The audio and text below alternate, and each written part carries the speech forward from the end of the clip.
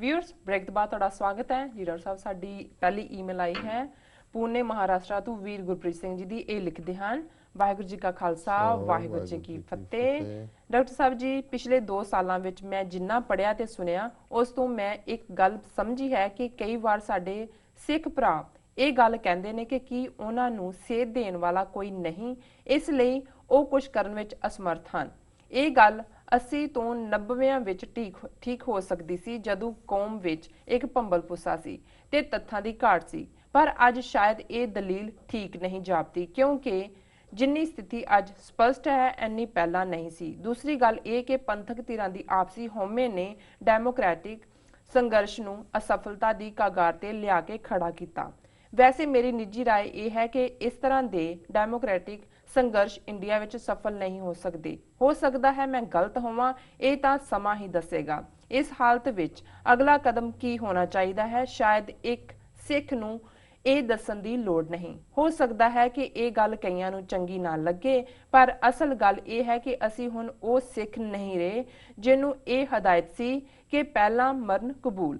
दरअसल ਅਸੀਂ ਸਾਰੇ ਗੁਰੂ ਸਾਹਿਬ ਨੂੰ ਜਵਾਬਦੇ ਆਂ ਅਜੋਕੇ ਹਾਲਾਤਾਂ ਲਈ। ਇਹ ਸਭ ਦੇ ਬਾਵਜੂਦ ਮੇਰਾ ਇਹ ਯਕੀਨ ਹੈ ਕਿ ਸਿੱਖ ਕੌਮ ਇੱਕ ਵਾਰ ਫਿਰ ਜੰਗ ਦੇ ਮੈਦਾਨ ਵਿੱਚ ਜੂਝੇਗੀ ਤੇ ਕੇਸਰੀ ਝੰਡੇ ਝੁੱਲਣਗੇ।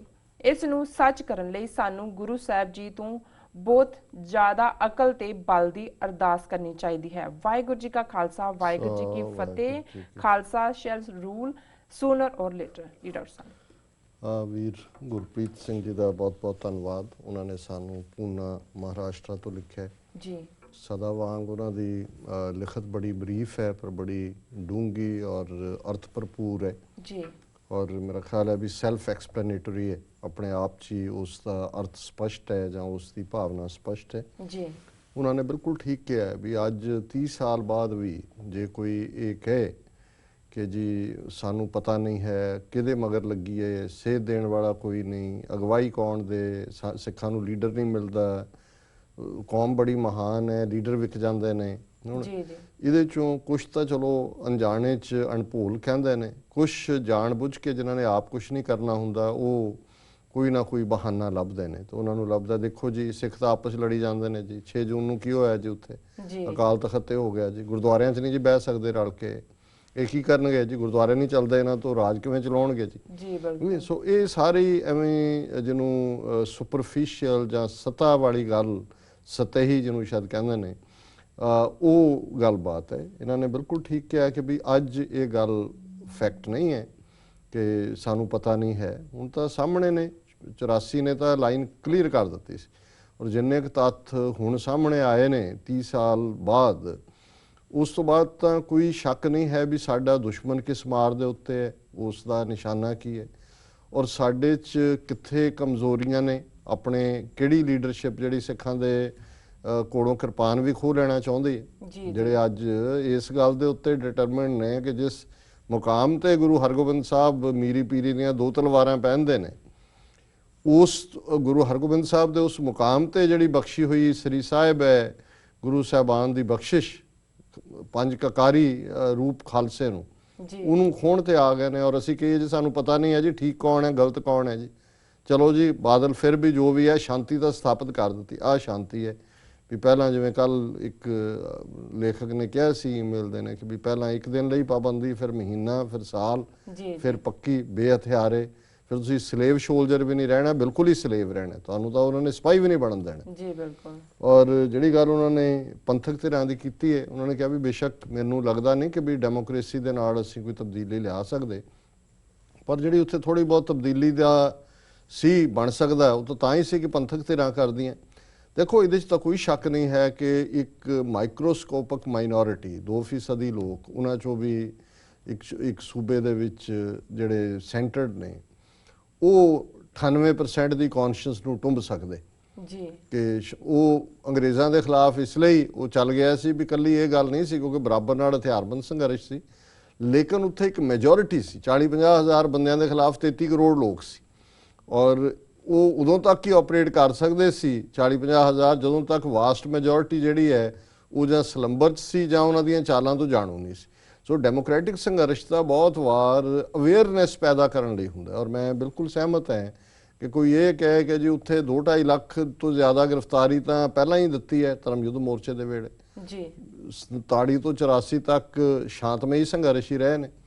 ਸੋ ਕੋਈ ਇਹ ਕਹੇ ਕਿ ਜੀ ਉੱਥੇ ਡੈਮੋਕ੍ਰੈਟਿਕ ਤਰੀਕੇ ਦੇ ਨਾਲ ਉਹਨਾਂ ਨੇ ਸਾਨੂੰ ਖਾਲਿਸਤਾਨ ਦੇ ਦੇਣਾ ਸੀ ਜਾਂ ਦੇ ਦੇਣਾ ਹੈ, ਇਹ ਗੱਲ ਉਹਨਾਂ ਦੀ ਠੀਕ ਹੈ, ਪਰ ਅਲਟੀਮੇਟਲੀ ਜੇ ਤੁਸੀਂ ਬੰਦੂਕ ਦੀ ਟੇਕ ਰੱਖਦੇ ਹੋ, ਜਿਹੜਾ ਕਿ ਹਥਿਆਰਬੰਦ ਸੰਘਰਸ਼ ਤੁਹਾਡਾ ਮੁੱਢਲਾ ਹੱਕ ਹੈ, UN ਦਾ ਤੁਹਾਨੂੰ ਚਾਰਟਰ ਵੀ ਉਹ ਹੱਕ ਦਿੰਦਾ ਹੈ, ਤੇ ਉਹਦੀ ਜਸਟੀਫਿਕੇਸ਼ਨ ਦੇ ਲਈ ਜਿਹੜਾ ਤੁਹਾਡਾ ਸ਼ਾਂਤਮਈ ਪਾਰਟ ਰਹਿਣਾ ਜ਼ਰੂਰੀ ਹੁੰਦਾ ਹੈ ਕਿ ਵੀ ਕਿਉਂਕਿ ਉਹਨੂੰ ਜਿਹੜਾ ਪੋਲੀਟੀਕਲ ਈਡੀਅਮ ਚ ਕਨਵਰਟ ਕਰਨਾ ਹੈ। ਔਰ ਜਦੋਂ ਤੁਹਾਡੀ ਤਲਵਾਰ ਦੀਆਂ ਪ੍ਰਾਪਤੀਆਂ ਹੁੰਦੀਆਂ ਨੇ, ਜੇ ਤੁਹਾਡੇ ਕੋਲ ਸ਼ਾਂਤਮਈ ਜਾਂ ਓਵਰਗਰਾਉਂਡ ਸਟਰਕਚਰ ਨਹੀਂ ਹੈ ਤਾਂ ਉਹਨੂੰ ਦੂਸਰੀਆਂ ਧਿਰਾਂ ਆਪਣੇ ਖਾਤੇ 'ਚ ਪਾਉਂਦੀਆਂ। ਜਿਵੇਂ ਜੂਨ 84 ਦਾ ਘੱਲੂਕਾਰਾ ਹੋਇਆ, ਸਾਡੀਆਂ ਧਿਰਾਂ ਜਿਹੜੀਆਂ ਨੇ ਕੋਈ ਸਿਸਟਮ ਨਹੀਂ ਸੀ, ਬਾਈਕਾਟ ਦੀ ਲਾਈਨ ਲਈ ਬਰਨਾਲੇ ਦੀ ਸਰਕਾਰ ਬਣ ਗਈ ਜੀ। ਔਰ ਬਾਦਲ ਕਿਉਂ 5ਵੀਂ ਵਾਰ ਮੁੱਖ ਮੰਤਰੀ ਬਣਿਆ? ਜੇ ਬੇਅੰਤੇ ਨੂੰ ਭਾਈ ਦਿਲਾਵਰ ਸਿੰਘ, ਭਾਈ ਰਾਜੋਆਣਾ ਉਹਨਾਂ ਨੇ ਬਣਦੀ ਸਜ਼ਾ ਦਿੱਤੀ, ਉਸ ਤੋਂ ਬਾਅਦ ਚੋਣਾਂ ਹੋਈਆਂ, ਸਾਡੀ ਧਿਰ ਕੋਈ ਵਿੱਚ ਨਹੀਂ ਸੀ ਔਰ ਅਕਾਲੀ ਵਾਪਸ ਆ ਗਏ ਬਾਦਲ ਦੇ ਥੱਲੇ, ਉਹੀ ਕੰਟੀਨਿਊਟੀ ਹੈ। ਸੋ ਅਸੀਂ ਸਮਝਦੇ ਹਾਂ ਵੀ ਮਾਡਲ ਤਾਂ ਉਹੀ ਹੈ ਜਿਹੜਾ ਸ਼ਿਨ ਫੇਨ ਔਰ IRA ਦਾ, ਕਿ ਉਹਨਾਂ ਦਾ ਪੋਲੀਟੀਕਲ ਵਿੰਗ ਸੀ, ਜਦੋਂ ਵੀ ਕੋਈ ਕਾਰਵਾਈ ਦੂਸਰੇ ਪੱਖੋਂ ਹੁੰਦੀ ਸੀ ਉਹਦਾ ਰਾਜਸੀ ਲਾਹਾ ਉਹਨਾਂ ਦੀ ਸਿਆਸੀ ਧਿਰ ਨੂੰ ਮਿਲਦਾ ਸੀ। ਪਰ ਜਿਹੜਾ ਉਹਨਾਂ ਨੇ ਕਨਕਲੂਡਿੰਗ 'ਚ ਕਿਹਾ ਕਿ ਵੀ ਇਹ ਕਿਸੇ ਨੂੰ ਦੱਸਣ ਦੀ ਲੋੜ ਨਹੀਂ ਹੈ ਵੀ ਕਿਹੜਾ ਰਸਤਾ ਬਚਿਆ, ਔਰ ਅਲਟੀਮੇਟਲੀ ਪਹਿਲਾਂ ਮਰਨ ਕਬੂਲ ਜੀ, ਇਹਨੂੰ ਅਸੀਂ ਆਧਾਰ ਬਣ ਕੇ ਮੰਨ ਕੇ ਤੇ ਸਤਿਗੁਰੂ ਤੋਂ ਅਕਲ ਤੇ ਬਲ ਇਹ ਪ੍ਰਾਪਤ ਕਰਕੇ ਕੋਈ ਤਬਦੀਲੀ ਕਰ ਸਕਦੇ ਹਾਂ। ਸੋ ਅਸੀਂ ਸਮਝਦੇ ਹਾਂ ਵੀ ਬੇਸ਼ੱਕ ਅਸੀਂ ਜਿਹੜੀ ਇਰਾਕ ਦੀ ਸਥਿਤੀ ਹੈ ਉਹਦੇ ਨਾਲ ਨਾ ਸਹਿਮਤ ਹੋਈਏ, ਬਹੁਤ ਸਾਰਾ ਕੁਝ ਜੋ ਚੱਲ ਰਿਹਾ ਜੇ ਇੰਨੀ ਕੰਪਲੈਕਸ ਹੈ ਕਿ ਹੋਰ ਕਈ ਗੱਲਾਂ ਬਾਹਰ ਆਉਣਗੀਆਂ, ਪਰ ਇੱਕ ਗੱਲ ਜ਼ਾਹਰ ਹੈ ਵੀ 6-7 ਹਜ਼ਾਰ ਬੰਦਾ ਜਿਹੜਾ ਮਾਰਨ ਤੇ ਤਿਆਰ ਖੜਾ ਸੀ ਜਾਂ ਤਿਆਰ ਹੈ, ਉਹਨੇ ਇੱਕ ਵਾਰੀ ਸਾਰੀ ਦੁਨੀਆ ਨੂੰ ਹਿਲਾ ਕੇ ਰੱਖ ਦਿੱਤਾ ਕਿ ਵੀ ਬਗਦਾਦ ਤੱਕ ਪਹੁੰਚ ਗਏ ਨੇ। ਹੁਣ ਅਮਰੀਕਾ ਵੀ 에ਅਰ ਸਟ੍ਰਾਈਕ ਕਰਨਾ ਚਾਹੁੰਦਾ ਹੈ, ਦੂਜੇ ਪਾਸਿਓਂ ਵੀ ਹੈ। ਇੰਡੀਆ 'ਚ ਮੈਂ ਅੱਜ ਦੇਖ ਰਿਹਾ ਸੀ ਕਿ 1 ਲੱਖ ਦੇ ਕਰੀਬ ਉਹਨਾਂ ਨੇ ਰਜਿਸਟ੍ਰੇਸ਼ਨ ਕੀਤੀ ਹੈ, ਜਿਹੜੇ ਉੱਥੋਂ ਦੀ ਸ਼ੀਆ ਪਾਪੂਲੇਸ਼ਨ ਹੈ। ਉਹਨਾਂ ਨੇ ਕਿਹਾ ਜੀ ਅਸੀਂ ਕਰਬਲਾ ਦੇ ਵਿੱਚ ਜਾ ਕੇ ਹਜ਼ਰਤ ਅਲੀ ਦੀ ਜਿਹੜੀ ਹੈ ਯਾਦ ਜੋ ਬਣਿਆ ਉਹਨੂੰ ਡਿਫੈਂਡ ਕਰਨ ਲਈ ਜਾਨਾਂ ਦੇਣ ਨੂੰ ਤਿਆਰ ਹੈ। ਡਾਕਟਰਾਂ ਨੇ ਵੀ ਆਪਣੇ ਆਪ ਨੂੰ ਰਜਿਸਟਰ ਕੀਤਾ ਜੀ ਅਸੀਂ ਜ਼ਖਮੀਆਂ ਦਾ ਇਲਾਜ ਕਰਨ ਨੂੰ ਤਿਆਰ ਹੈ। ਹੁਣ ਤਬਦੀਲੀ ਤਾਂ ਹੋ ਰਹੀ ਹੈ, ਈਰਾਨ ਵੀ ਆ ਜਾਏਗਾ ਫੀਲਡ 'ਚ, ਦੂਜਾ ਵੀ ਹੋਏਗਾ, ਪਰ ਜਿਹੜੀ ਗੱਲ ਇਹਨਾਂ ਦੇ ਨਾਲ ਮੇਲ ਖਾਂਦੀ ਹੈ ਕਿ ਜੇ 5-6 ਹਜ਼ਾਰ ਬੰਦਾ ਮਾਰਨ ਤੇ ਆ ਗਿਆ, ਭਾਵੇਂ ਉਹਨਾਂ ਦੀ ਫਾਈਨੈਂਸ਼ੀਅਲ ਹੈਲਪ ਕਿਤੋਂ ਆ ਰਹੀ ਹੋਏ, ਤੇ ਉਹਨਾਂ ਨੇ ਇੱਕ ਵਾਰੀ ਤਬਦੀਲੀ ਲਿਆ ਕੇ ਦੱਸ ਦਿੱਤੀ। ਸੋ ਅਸੀਂ ਵੀ ਸਮਝਦੇ ਹਾਂ ਵੀ ਫਾਈਨਲ ਸੋਲਿਊਸ਼ਨ ਜਿਹੜੀ ਫਾਈਨਲ ਕਿਉਂਕਿ ਇਹ ਕੋਈ ਸ਼ਿਵਲਰਸ ਇਮਾਨਦਾਰ ਕੌਮ ਨਹੀਂ ਹੈ ਜਿਨ੍ਹਾਂ ਦੇ ਨਾਲ ਸਾਡਾ ਵਾਹ ਪਿਆ ਹੋਇਆ ਕਿ ਸਾਨੂੰ ਇਹ ਸੱਦ ਲੈਣਗੇ ਨੈਗੋਸ਼ੀਏਸ਼ਨ ਟੇਬਲ ਤੇ ਕਿ ਆਓ ਜੀ ਦੱਸੋ ਨਕਸ਼ਾ ਪਿਆ ਲੈ ਲਓ ਜੋ ਤੁਹਾਡਾ ਬਣਦਾ। ਇਹ ਅਖੀਰ ਤੱਕ ਜਿਵੇਂ ਜਿਹੜਾ ਕੰਜੂਸ ਹੁੰਦਾ, ਜਿਵੇਂ ਬਾਂਦਰ ਹੁੰਦਾ, ਉਹਦੇ ਹੱਥ ਛੋਲੇ ਆ ਜਾਣ ਤਾਂ ਉਹ ਭਾਵੇਂ ਘੜੇ ਦੇ ਵਿੱਚ ਉਹਦਾ ਹੱਥ ਫਸਿਆ ਹੁੰਦਾ, ਆਪ ਵੀ ਵਿੱਚ ਹੁੰਦਾ, ਉਹ ਮੁੱਠੀ ਨਹੀਂ ਖੋਲਦਾ, ਹੱਥੋਂ ਛੱਡਦਾ ਨਹੀਂ ਛੋਲੇ, ਤੇ ਉਹਦੇ 'ਚ ਆਪ ਫੜਿਆ ਜਾਂਦਾ। ਸੋ ਇਸੇ ਤਰ੍ਹਾਂ ਇਹ ਜਸਟਿਸ ਦੇ ਨਾਲ, ਇਨਸਾਫ ਦੇ ਨਾਲ ਜਿਹੜਾ ਇਹਨਾਂ ਦੇ ਮੁੱਠੀ ਦੇ ਵਿੱਚ ਆਇਆ, ਇਹਨਾਂ ਨੇ ਛੱਡਣਾ ਨਹੀਂ ਹੈ। ਉਹਦਾ ਫਾਈਨਲ ਸੋਲੂਸ਼ਨ ਉਹੀ ਹੈ ਜੋ ਇਹਨਾਂ ਨੇ ਪੁਆਇੰਟ ਆਊਟ ਕੀਤਾ। ਪਰ ਮੈਂ ਸਮਝਦਾ ਵੀ ਜਿਹੜਾ ਸ਼ਾਂਤਮਈ ਜਾਂ ਪੀਸਫੁਲ ਪਾਰਟ ਹੁੰਦਾ ਉਹ ਤੁਹਾਡੀ ਇੱਕ ਕੰਟੀਨਿਊਟੀ ਰੱਖਦਾ ਹੈ ਗੱਲ ਦੀ, ਇੱਕ ਤੁਹਾਨੂੰ ਪਲੇਟਫਾਰਮ ਮੁਹੱਈਆ ਕਰਦਾ, ਔਰ ਉਹਦੇ ਨਾਲ ਤੁਸੀਂ ਦੁਨੀਆ ਨੂੰ ਵੀ ਆਰਟੀਕੂਲੇਟ ਕਰ ਸਕਦੇ ਹੋ, ਕਿਉਂਕਿ ਦੁਨੀਆ most of the time drama ਇਹੀ ਕਰੇਗੀ, ਡਰੇਗੀ ਉਹਨਾਂ ਤੋਂ ਹੀ ਜਿਹੜੇ ਹਥਿਆਰਬੰਦ ਵਾਲੇ ਨੇ, ਪਰ ਕਹਿਣਗੇ ਜੇ ਅਸੀਂ ਡੀਲ ਪੀਸਫੁਲ ਵਾਲਿਆਂ ਨਾਲ ਕਰਾਂਗੇ। ਸੋ ਇਹ ਵੀ ਜੇ ਇੱਕ ਐਜ਼ ਏ ਸਟ੍ਰੈਟਜੀ ਵਰਕਆਊਟ ਹੁੰਦਾ ਤੇ ਸੀ, ਪਰ ਉਹ ਵੀ ਜਿਵੇਂ ਉਹਨਾਂ ਨੇ ਕਿਹਾ ਵੀ ਸਾਡੀਆਂ ਇਹਨਾਂ ਤਰ੍ਹਾਂ ਦੀ ਹਉਮੈ ਨੇ ਉਹ ਵੀ ਹੋਣ ਨਹੀਂ ਦਿੱਤਾ। ਸੋ ਇਹਨਾਂ ਦਾ ਬਹੁਤ ਬਹੁਤ ਧੰਨਵਾਦ। ਗੁਰੂ ਤੋਂ ਹੀ ਮੰਗ ਸਕਦੇ ਹਾਂ ਕਿ ਮਹਾਰਾਜ ਅਕਲ ਵੀ ਦੇ ਤੇ ਬਲ ਵੀ ਦੇ।